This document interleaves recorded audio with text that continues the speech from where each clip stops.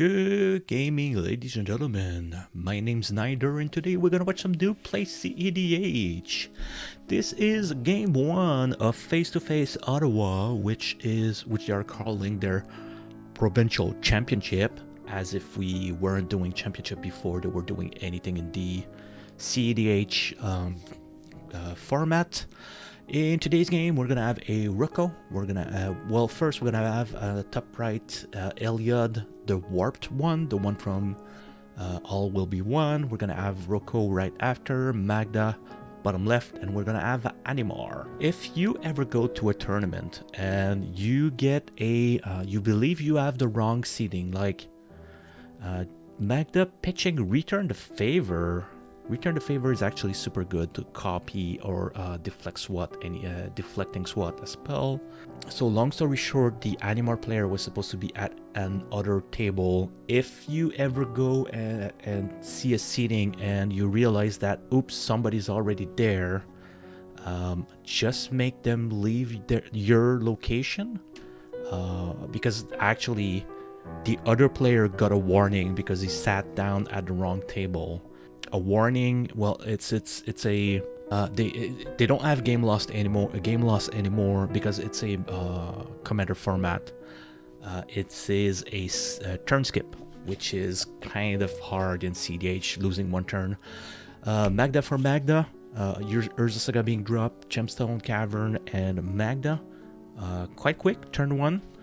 Magda is still a 2-1. One of the biggest problems about that Magda deck, even if she is absolutely devastating, if Magda was a 1-2, would be absolute huge difference.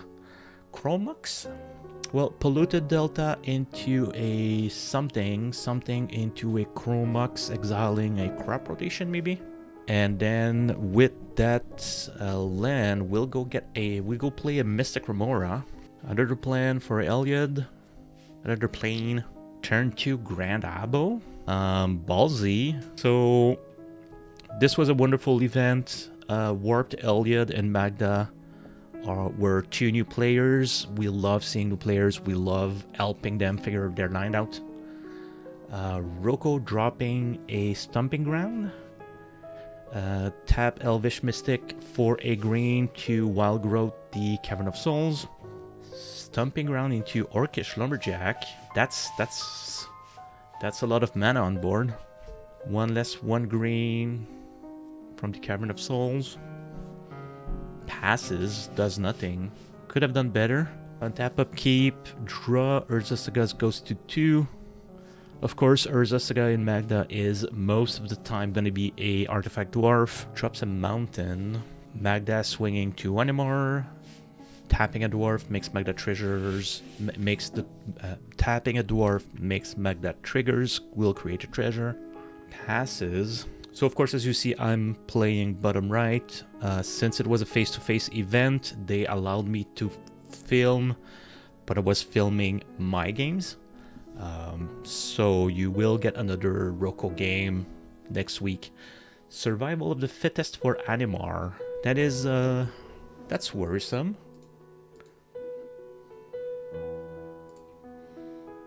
I think in Roco, I'm the only deck that doesn't want to run Survival of the Fittest.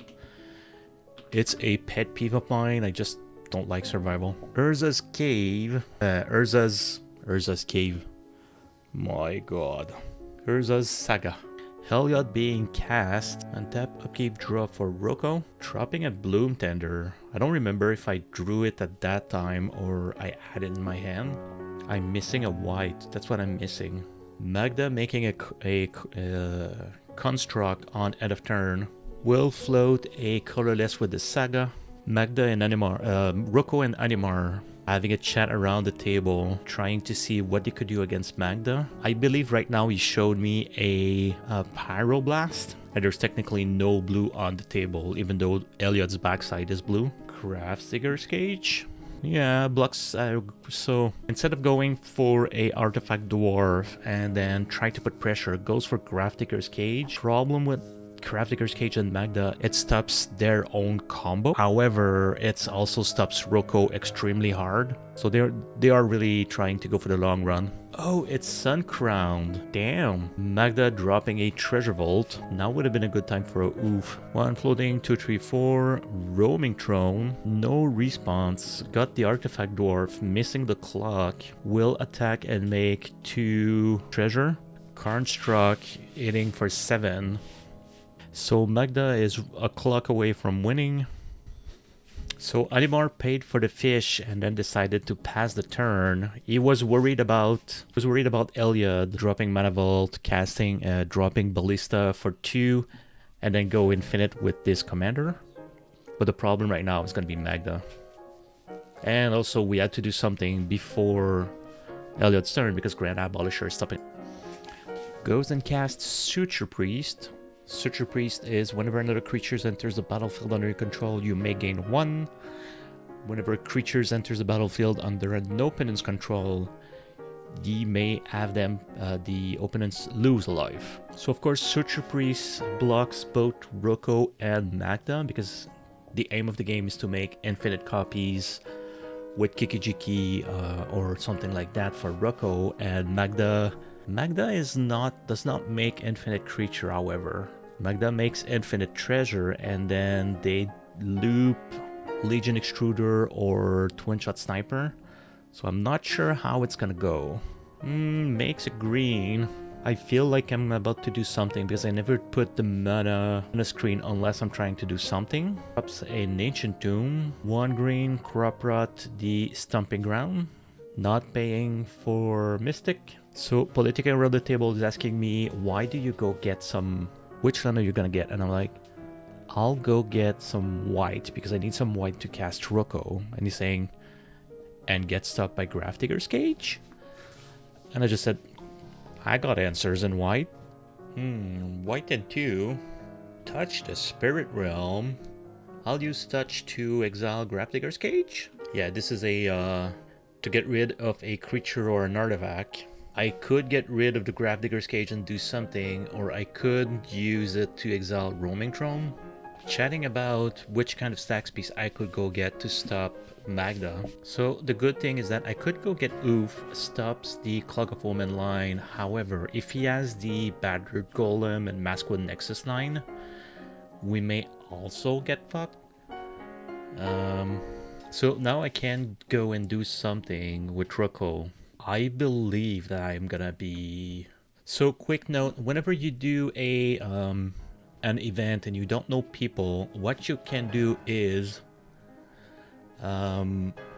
if you want to be sure you don't get your card stolen, if you need to give someone a card, you grab a token or a piece of paper, write what they are grabbing and give it to them, and then you can, like I did with the Gravediggers, put it in a special pile. Roco taps for Naya with the Bloom Tender, because now Touch the Spirit Realm is there, so I have the 3 colors. Thinking about how to stop Magda in my hand, in my deck, and I don't run Manglehorn. Magda is not necessarily always an issue. Roco for 1, I'm gonna try to go and get the Wirewood Symbiote. Suture Price Trigger. Roco for 1, you only go get... Usually you go get the Wirewood Symbiote, bounce Roco, untap Bloom Tender, then you can do some shenanigans. I could destroy... I could use the Orcish Lumberjack to Bloom Tender, Orcish Lumberjack, Village Bellringer. Untap everything, but then I cannot bounce back Roco for a 3rd time. At this point, I believe I'd have to go get Jolly Balloon Man. I think I miscounted and I'm 1 mana short to do everything I need. So with Suture Priest on board, it's gonna be a problem. I'm putting Wirewood Symbiote upside down to mention to the table that this, it's not summoning sick. It's not, it's because the ability is a once per turn. So this is why I put it upside down to say that it was activated this turn. Tapping Bloom Tender with a Wirewood Symbiote. 3, 6, 8. I don't even know what I could do. I know what I did, but I don't understand what I was thinking when I did that. We'll go for Naya with the Bloom Tender. Now the question is, do I go for 4 or 5? Naya being tapped, adding a white and a green Cavern of Souls so that it's uncontrollable. 3 in any combination of red or green. Goes for 3. Roco for 3, Shooter Priest triggers, lose 1. At this point, Linvala would have been a super good answer to anything that says can't search library. Leonin Relic Warder, I believe. I know it's a Leonin something. Leonin Arbiter. Players can search library. Any player may pay 2 to ignore this effect until end of turn. Jolly Balloon Man. Taking a green, activated Jolly Balloon Man.